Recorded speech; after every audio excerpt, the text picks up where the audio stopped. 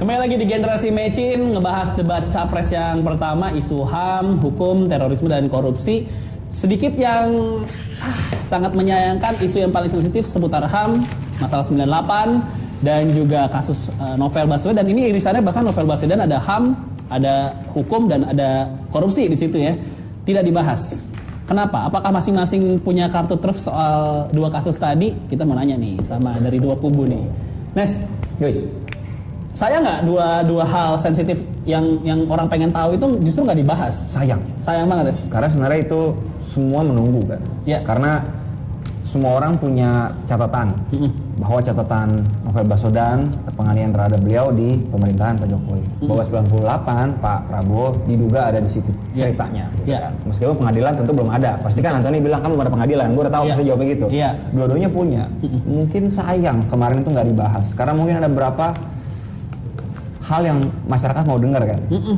Mungkin bisa jadi forum klarifikasi juga, tapi ya saya nggak dimainkan. Kalau soal Novel Baswedan, susah ya dicari.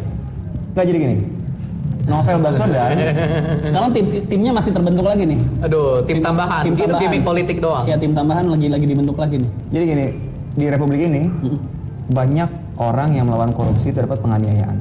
Bukan cuma Novel Baswedan, komisioner KPK aja kemarin kan dilempar molotov. Ada juga seorang polisi yang saya lupa kalau nggak salah berapa tahun lalu ditembak mati di depan gedung KPK sebenarnya. Ya. Jadi banyak sebenarnya martir-martir yang gugur di perjuangan melawan korupsi dan menegakkan hukum di Indonesia. Kebetulan hal ini akhirnya menimpa juga seorang penyidik KPK, Pak Novel Baswedan. Lalu kan ini tentu dalam politik, penegakan hukumnya kok lamban segala macam, tentu dikapitalis oleh teman-teman Prabowo Sandi, dan itu fair dalam politik gitu. Cuma gini, Pak Jokowi itu ada story sebenarnya teman-teman nggak tahu.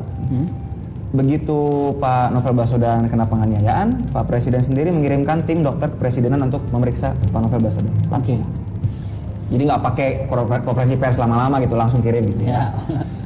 Dan Pak Presiden sendiri sudah 3 kali memanggil Pak Tito Karnavian menanyakan progres kasus Novel Baswedan. Kalau misalkan sekarang belum terselesaikan, bolanya ada di polisi. Iya, jadi nggak bisa penegakan hukum itu kalau ini presiden dong turun tangan. Presiden tuh ngurus tuh administrasi negara kok.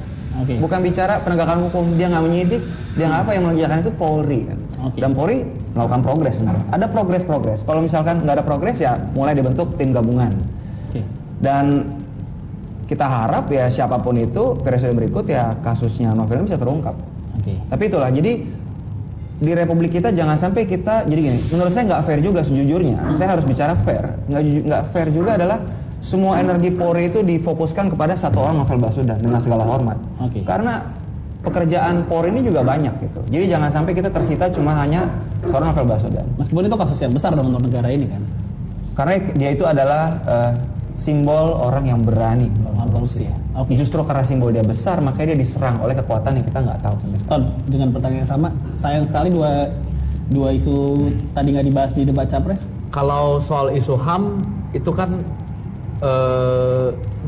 lagu lama penyanyi baru kalau nanti di tim pertontonan. Kalau isu 98 ya. Kalau itu isu HAM dan lain-lain, dan Pak Jokowi kan ini saya lihat kemarin di debat kemarin ini Pak Jokowi lebih mengentertain 50-an persennya itu dengan bicara, misalkan ketika bicara kepala desa yang di ini dia bilang jangan menuduh dong, kan ini sebenarnya udah ada, dia lagi mengentertain 50-an persennya untuk mempertahankan elektabilitasnya. Nah, kalau ketika bicara kasus Novel Baswedan, kasusnya itu udah lama sekali, April 2017 kalau nggak salah. Tahun. Nah, dan ini belum ada kasus kelanjutannya, dan kami lihat ini ada indikasi bahwa Pak Jokowi ini terlalu banyak gimmick politik. Karena mau debat, dia baru membentuk tim gabungan dan lain-lain. Yang which is itu udah lama sekali udah didesak dari April kemarin ini nggak ada actionnya. Ini karena mau debat, untuk mempersiapkan apa yang mau dijadi jawaban oleh Pak Jokowi, barulah dibentuk pada tanggal 8 Januari 2019. Yang sebelumnya diberikan. Jadi menurut Bung Antoni itu gimmick politik? Itu sengaja, Bos. Itu sengaja. Yang dimana akhir Desember ini karena ada rekomendasi dari Komnas HAM baru dulu. Padahal aktivis HAM dan lain-lain itu sudah bicara soal tim gabungan. Jadi gini, kalau seorang presiden cuma didesak segelintir aktivis HAM lalu bertindak, nggak fair juga. Makanya kita menunggu rekomendasi Komnas HAM sebelum akhirnya tim gabungan diperiksa. Ini adalah kalau kita flashback contoh, makanya kalau kualitas seorang presiden gampang gerasa gerusuk, terjadi ntar kayak Prabowo, Ratna Sarumpait. Ratna Sarumpait datang. Ini sama persis dengan jawaban Pak Jokowi nih dibelokin. Karena benar, kalau kita nggak bisa gerasa gerusuk, presiden itu semuanya harus ada aturannya, SOP-nya yang clear. Karena kita 260 juta warga, perahunya besar.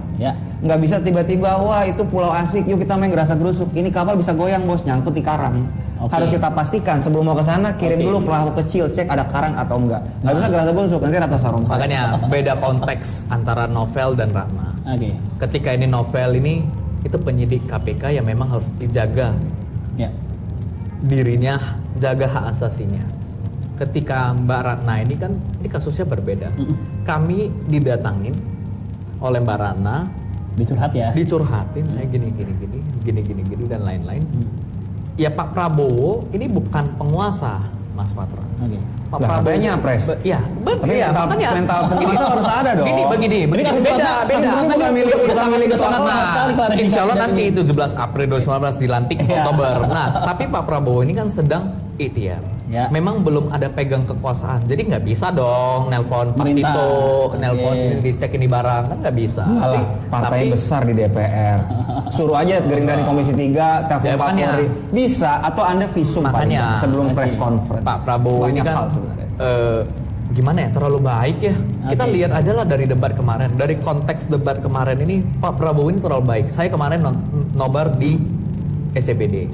Kami ada acara di salah satu YouTube channel swasta dan saya melihat para pendukung ini malah udah sangat marah. Kenapa Pak Prabowo tidak menghajar ini, menghajar A, B, C, D.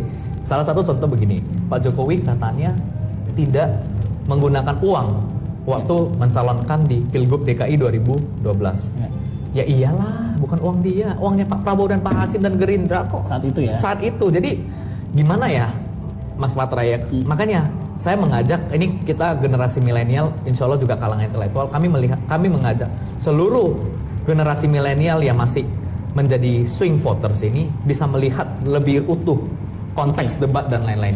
Kita bakal bahas lagi abis ini soal tumpang tindih kasus hukum yang kemarin juga dibilang sama Pak Jokowi akan kita selesaikan. Kalau kalau dalam bahasa komunikasi akan kita selesaikan, berarti sampai 4 tahun ini belum diselesaikan. Abis ini kita bakal bahas lagi kan, sebagai lulusan hukum mungkin bisa sedikit dijelaskan. Perlu Menkumhamnya Pak Raya. Sama satu lagi di bidang hukum, tidak apa-apa ketika jaksa agung berasal dari partai. Nah, apakah netralitasnya bisa teruji? Nanti kita bakal bahas lagi abis yang satu ini, tetap di Generasi Mecin.